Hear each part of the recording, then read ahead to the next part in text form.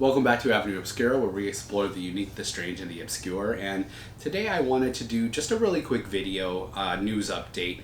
We had another casualty of 2020 this year. So Knott'sScaryFarm announced today that they were going to be canceling their event for 2020. This, of course, does not come as any kind of surprise to me at all. Once Halloween Horror Nights canceled, I pretty much knew that all the other parks were going to follow suit. Now, the one park that hasn't yet is Six Flags. They usually put on a Fright Fest every year, but I just don't really see that. I don't really foresee that being able to go through. I just don't think they're going to be able to keep people safe enough at these huge theme parks even with limited attendance. People just, they're too close to each other. They walk around. There's just too many people there.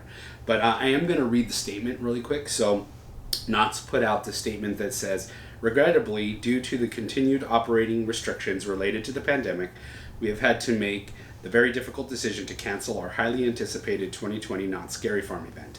The unique features of Scary Farm will not allow us to operate within the constraints recommended by the CDC and public health experts. We know that this news is disappointing, but we look forward with great enthusiasm to making 2021 Knott'sScaryFarm our best year ever.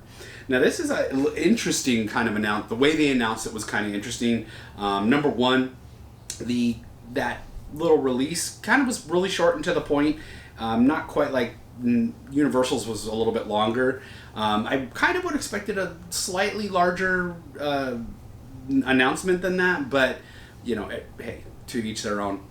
And then it was interesting because it was announced on the Knott'sScaryFarm Instagram page, but really on the Instagram page they just put up a picture that said park updates, and you had to click their link to connect to the Knott'sScaryFarm page, and then you had to sort of dig a little bit into that whole paragraph and that press release to really find the Knott'sScaryFarm information. They had other just virus updates in general that they were talking about, other operations at the park.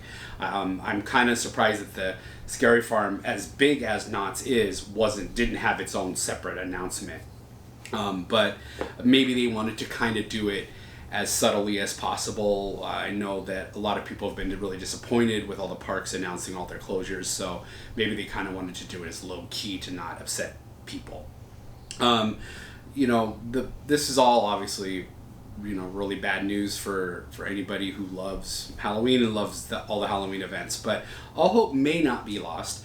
If anybody was watching the Midsummerscream live stream on Saturday, they actually went in.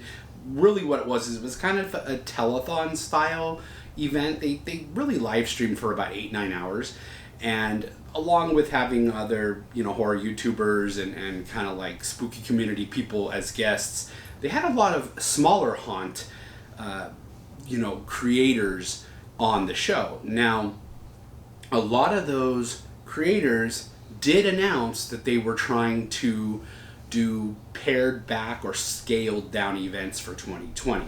So I'm going to make a separate video on that because it's just too much to go into in this video, but I'd like to do a separate video just talking a little bit about some of that news. So we may end up getting some Halloween events after all this year, as long as the city or state or county doesn't force them to close or put restrictions that just won't work.